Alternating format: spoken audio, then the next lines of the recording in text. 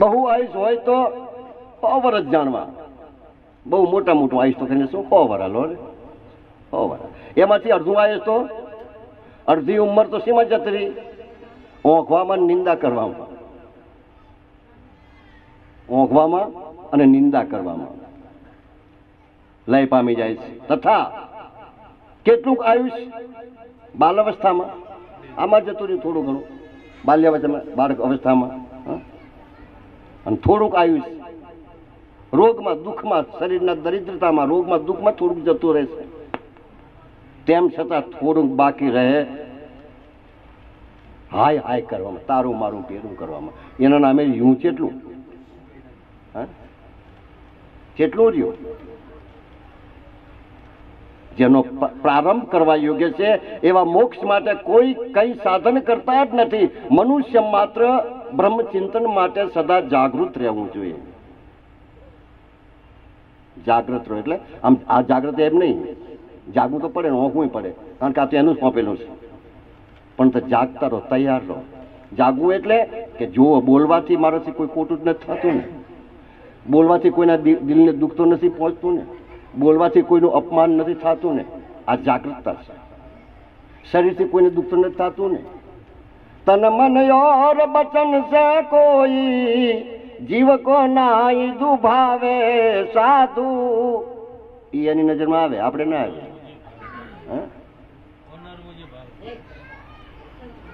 જાગતા રહો ભાઈ, જાગતા રહો. ધર્મ ના થાય તો કઈ નહીં, અબ્બા ના થાય તો કઈ નહીં, વ્રત ના થાય તો કઈ નહીં, પણ કર્મ થાય, બોલીને કર્મ થાય, શરીરથી કર્મ થાય, અને ઘણા ખરા વધારે કર્મ તો મનથી આપણે કરીએ છીએ. તારા જેવા ધનવાન હોય, બળવાન હોય, તને સામે તો કહેવાય નહીં, પછી હું મનમાં શું તારું નખો જ જાય ને, તને આમ થાય ને, તને ફલાણું થાય, આવું મનમાં કરતો હોય, આ મહાપાપ છે. આ મનનું પાપ જેને કીધું સંતો. બોલો, મનનું પાપ કોણ નથી કરતા? કરો જે મારી મોટી આંગળી, એકે ના કરે, નથી કરતા મનનું પાપ. મનથી પાપ નથી કરતા, મનથી કોઈનું ખોટું નથી વિચારતા, મનથી કોઈનું અહિત નથી કરતા. જો ના કરતા તો તમને ધનવાન છે, તમે મહાન સતી છો.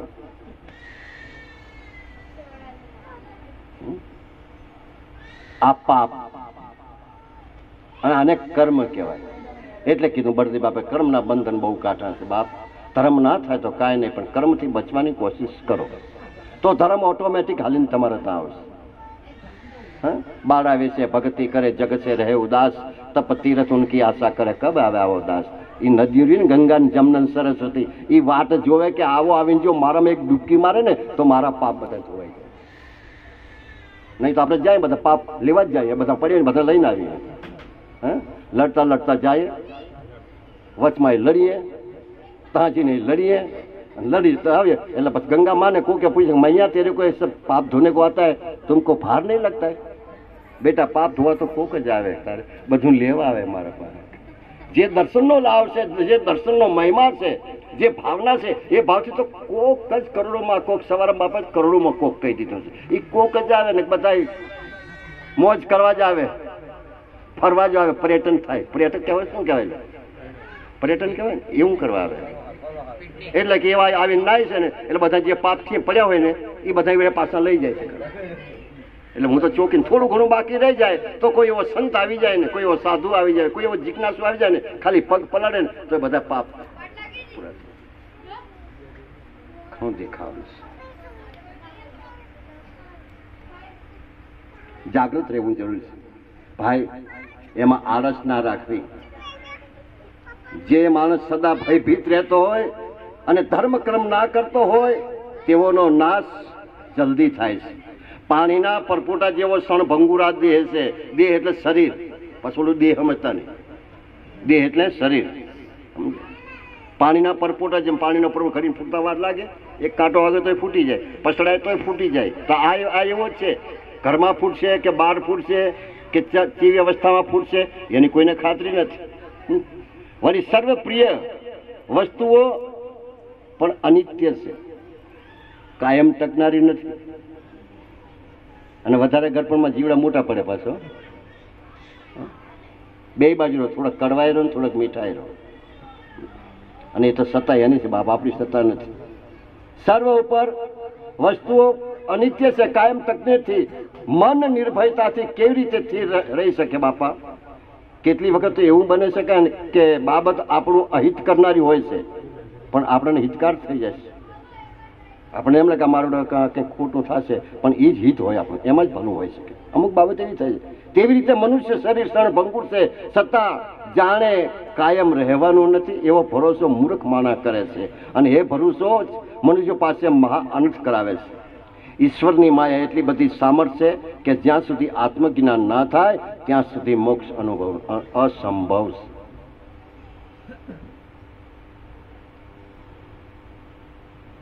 આત્મજ્ઞાની કહો, આત્મજ્ઞાન ના થાય ત્યાં સુધી આપણે બધા બંધનમાં છીએ, મોક્ષ નથી. આત્મજ્ઞાન માટે ક્યાં જવું જોઈએ? મહાન પુરુષ પાસે, ગુરુ પાસે, મહાન ગુરુ પાસે, બરાબર, મોટા સંત પાસે જવું જોઈએ. ચલો એ ગયા, જઈને કંઈક બોધ આપ્યો આપણને, કંઈક વસ્તુ આપે, કંઈક શબ્દો આપે, જે આપ્યું તે, અને કીધું બેટા આને કરતો રહેજે, હવાયું કરજે, હવાયું નહીં. એક હું ઓછી આંગળી ના કરી, કારણ કે જે ગુરુએ કીધું ને, અને હોય 100% કરવું તો તત્કાલ એનું પ્રમાણ થઈ જાય, પ્રચાર થઈ જાય. ના થાય, કારણ કે એવા ફસાઈ ગયા, એવા વેટી હાથેથી વેટાયા હો, કોઈ વેટ્યા નથી, હાથે ને હાથે વેટાયા છે. આપણે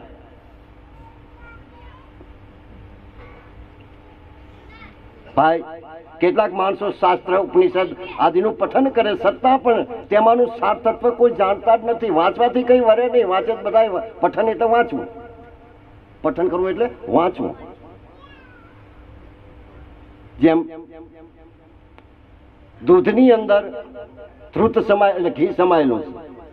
દૂધની અંદર ઘી છે ને, દેખાય છે પણ છે, પણ એના માટે કંઈક પુરુષાર્થ કરવો પડે, એના માટે કંઈક મહેનત કરવી પડે, તો એની ઉત્પત્તિ થાય. ત્યાં સુધી ના થાય. શાસ્ત્ર ઉપનિષદ આદિનું પઠન કરે, છતાં પણ તેમાંનું જે સાર તત્વ છે ને તે જાણતા ને. અમારા ચંદુ કહે કે 2 દાડા બધા સત્સંગ કરીને તો દીકરીને બધા શું કે, બાપુ તો કથા વાંચતા જ નથી.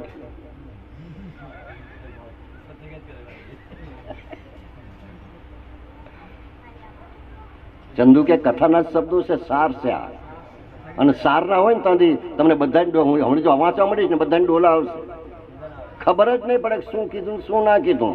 જ્યાં સુધી સાર ના સમજાય, એનો મહત્વ ના સમજાય, એનો અનુભવ ના થાય, ત્યાં સુધી આપણને મન સ્થિર થાય.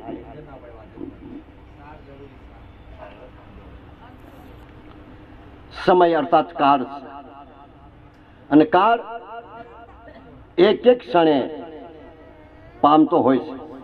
એક એક ક્ષણ આપણે ક્યાંક મારો છોકરો મોટું થાય છે, મોટું નથી થતા, દાડા ઓછા થતા જાય છે. નાના બાળકને કે આ મોટું થતું જાય, મોટું નહીં, જેટલા દાડા છે ને એમાં ઓછા થતા જાય છે, વધતા તો છે જ નહીં. જોશી મહારાજ બહુ લક્ષ ધ્યાન દઈને સાંભળ્યો, ક્યાં વાત છે.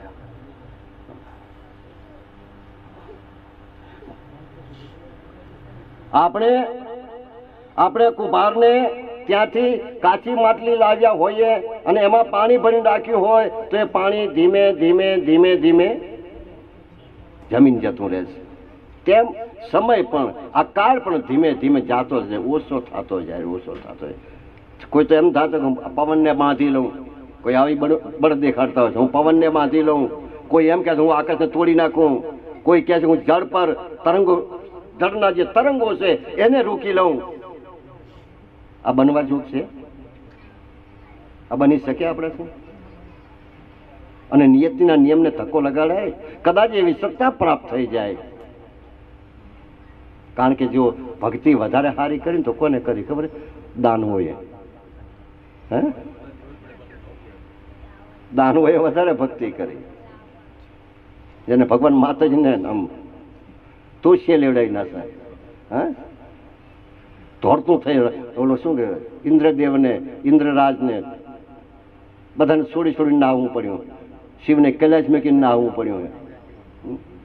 અને ભક્તિના આધીન પુત્રો. ભક્તિ એવી વસ્તુ છે ને કે જો પરમાત્મા રાજી થઈ જાય ને તો તમે શું માગો અને એનું શું પરિણામ આવે ને તોય પણ આપી દે. આટલી ભક્તિમાં શક્તિ છે. ભગતિ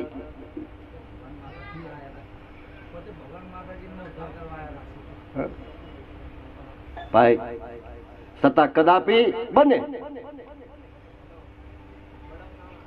બની શકે, પરંતુ કાળની ચોટ વાગે ત્યારે મોતને નિવારવા કોઈ શક્તિમાન નથી. જ્યારે સમય નજીક આવી જાય, કાળનો સમય નજીક આવી જાય તો એને એક સેકન્ડ પણ કોઈ આઘું પાછું કરવા શક્તિમાન નથી. પછી હજારો તાવા માની નાખો ને 500 પ્રસાદીઓ માની નાખો, શક્તિમાન નથી.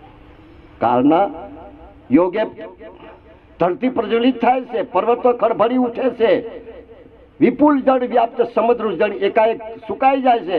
આ બધું બની શકે છે.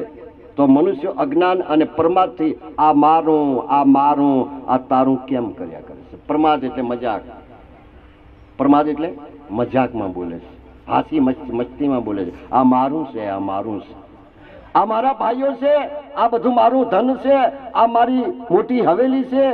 આવું વધનાર મનુષ્ય રૂપી બકરાને કાળ રૂપી વરુ આવીને મારી નાખશે. અને કહે છે કે નહીં બધું આપણે આવું એટલે છે તારી હવેલી તારી જ છે, તારા રૂપિયા તારા જ છે, તારું પણ બોલે શું કામ? મૌન રે, મૌન રે કે છે. નકર એક દાડો જરૂર એ કાળ રૂપી બકરો રહ્યો ને, એ કાળ રૂપી બકરાને વરુ આવી જશે. વરુ એટલે વાઘ આવીને ચારે મારી નાખશે. આ કામ મારા સિવાય કોઈ કરી શકે નહીં. આવું મિથ્યા ભાષણ કરનારને અંતે યમરાજાને સ્વાધીન થવું પડે. એક દિન તો જાનાય પડે. પછી આપણે ગણે કે મર્યા પછી કોને જોવું છે કે એટલે અત્યારે સારું છે તે કોઈક બચાવશે, કંઈક આવરણ આવશે, કંઈક વિપત્તિ આવશે, કંઈક દુઃખ આવશે તો હગાવાલા છે, કુટુંબ છે, પરિવાર છે, છેવટની આપણી સમાજ છે, એ પણ કંઈક તમારી સહાયતા કરશે. ત્યાં તો કોઈ છે જ નહીં. તારું કરેલું તું ભોગવ. પછી અત્યારે માતાજી કે ને ઘરવાળી કે તારા વગર હું ના જીવી શકું, અને ઘરવાળો કે હું તારા વગર ના જીવી શકું. કોઈ માણીમાં એક જણું બરવા ના જાય વારા પર. આ કહેવાનું જ છે. આ તો દાડા, આ દિવસ, મહિના અને વર્ષ વીત્યા ખલાસ, વિહરી પણ જશે કોણ હતું ને કોણ નતું. એ તો કોઈ મૂડીવાન પુરુષ હોય, મહાપુરુષ હોય તો એની તિથિ અને એની વર્ષી ઉજવાય. બાપ આપણું તો વાત જ જોઈને બેઠે, ચારે માટલું થાય ને ચારે અમે નરવા થાય, લાગણી જ નથી.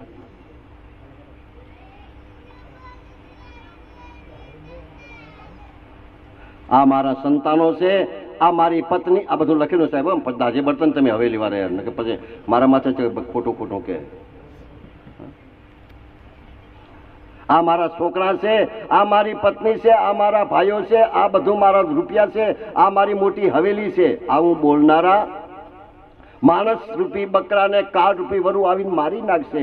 આ બધું મેં કર્યું, આ મારી મહેનતનું ઉત્તમ પરિણામ છે. મહેનત તો કોકની જ સફળ થાય, બધા ના થાય. એક વ્યક્તિને વસ્ત્ર નવાધા જમવા મળે નહીં જુવાર. એક વ્યક્તિને વસ્ત્ર નવાધા જમવા મળે નહીં જુવાર. કાળી મજૂરી કરવા સતાય પામે નહીં ઘર બાર કડાતે. એક લાકડા ભાડા વેકી ખાઈને કે હવેલીમાં પડ્યો. એક લાકડાના ભાડા વેચીને એક જ બાપનું સંતાન, કારણ કે મૂડી નથી. એક બાપના સંતાન, એક માના પેટમાં આવડો એટલે સત્તા પણ કર્મ હોવું અલગ અલગ છે. બાપ તો એટલે કે છે આપણામાં એક આપણી ભાષામાં કહેવત છે ને કે બાપ છોડે પણ હે કિશનિયા અડો ડોલા ખાઈ રહ્યો, જેને થપ્પડ દે ને પાપ છોડે ને તો હા પાડે આવડો. તો આ માઇક એની પામે ને ભાઈ ગૌતમભાઈ, હે ભાઈ બધાને કાળના પાસથી બંધાવું પડશે. આમ મૃત્યુરૂપી તલવાર દરેકના માણસના માથા પર લટકાઈ રહી છે. મોત રૂપી તલવાર કાચા સૂત્રના તાંતને બધાના માથે લટકી રહી છે. ક્યારે પડશે ને ક્યારે આ ધરતી માથું અલગ પડી જશે એ આપણી ખાતરી નથી. આપણને